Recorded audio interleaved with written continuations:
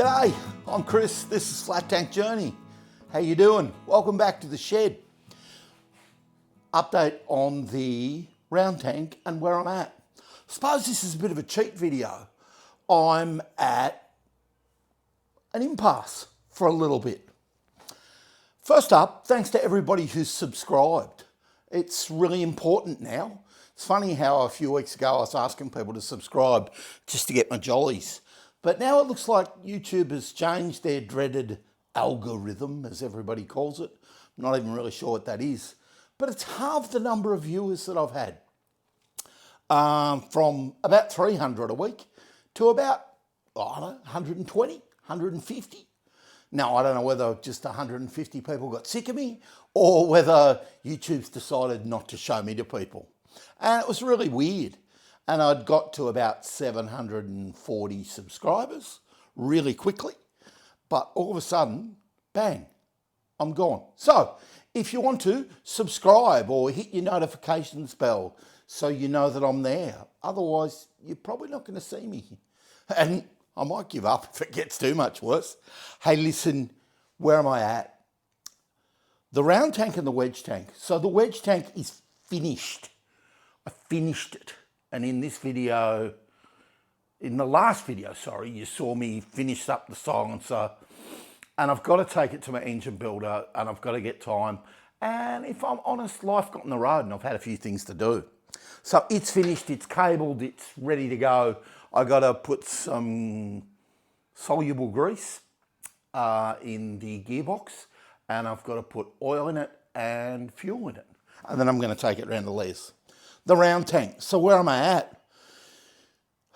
Nearly everything's done with the exception of the wheels and the carburetor and the magneto. So if you follow me on Instagram and Facebook, you'll see that I took the magneto out to Aladdin's cave, as I call it, and we disassembled the magneto and it's in really quite poor condition.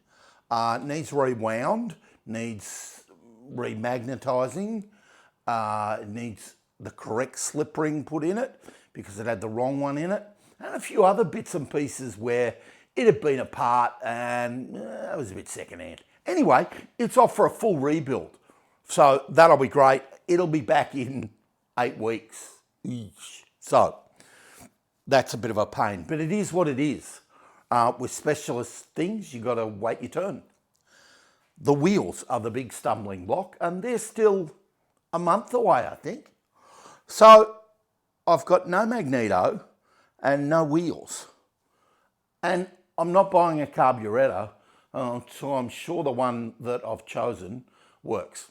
When it does work, it's only a matter of buying one and bolting it on. It's not a big deal. So I've drawn a conclusion to both bikes for now. And that's problematic to me because what do I show you?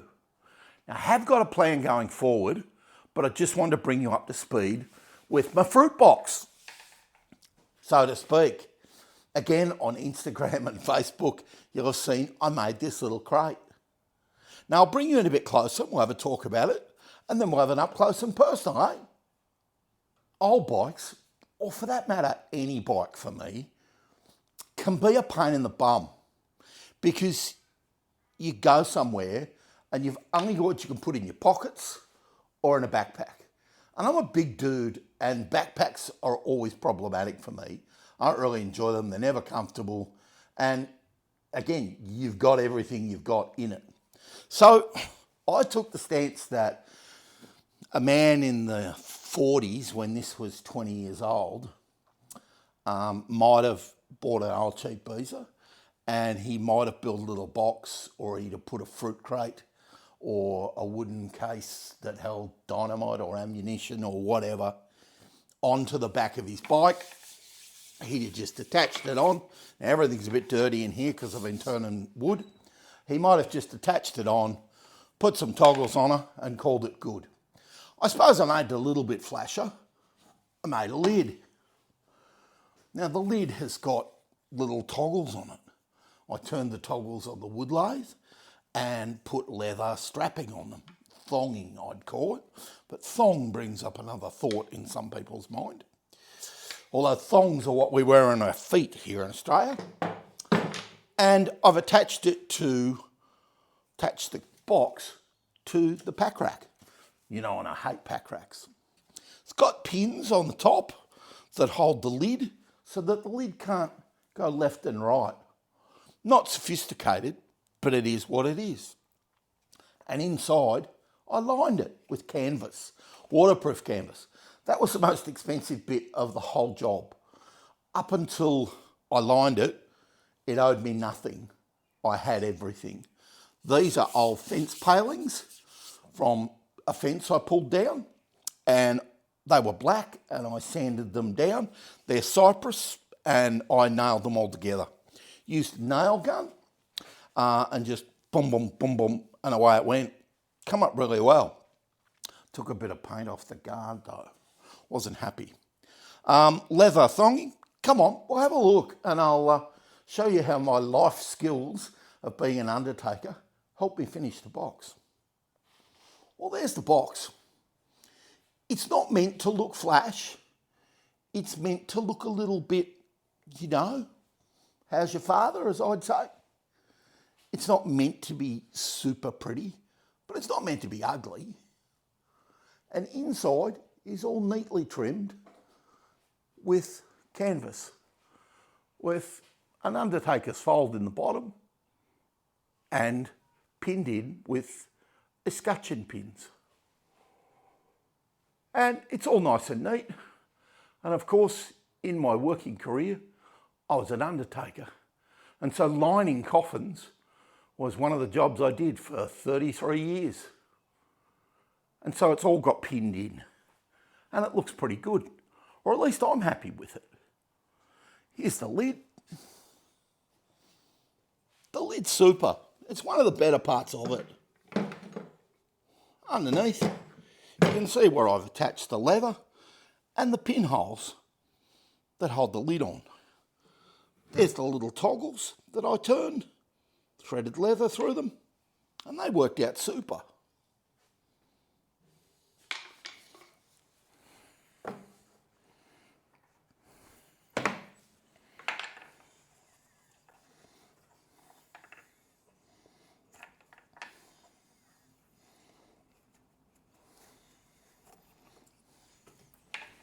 The lid's a little bit of a faff to put back on, I suppose.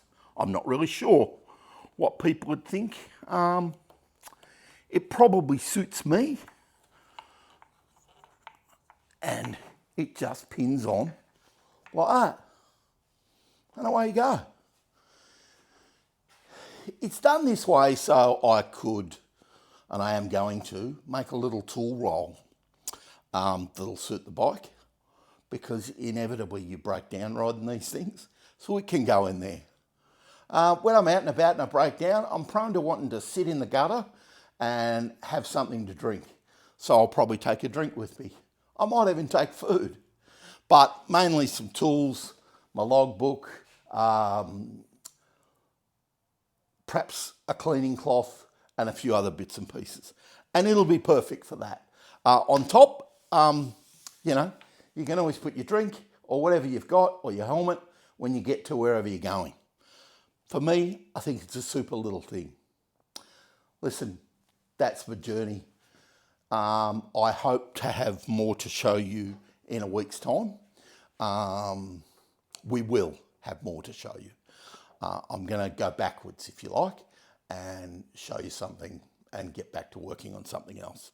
In the meantime, hey, thanks for joining me. Hope you got a lot out of it. Hit the like button so you see me again. Hit the subscribe button.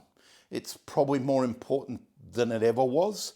The numbers don't really worry me so much anymore, or the numbers of subscribers, as in the number of views. You know, 120's really bad.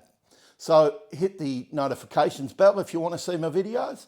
In the meantime, don't forget, got a little merch shop. Thanks to the people who bought, 3 people, one close by, one in New Zealand.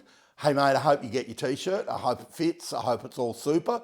And one's going to the UK, which is a long way away from me. So I'm really excited.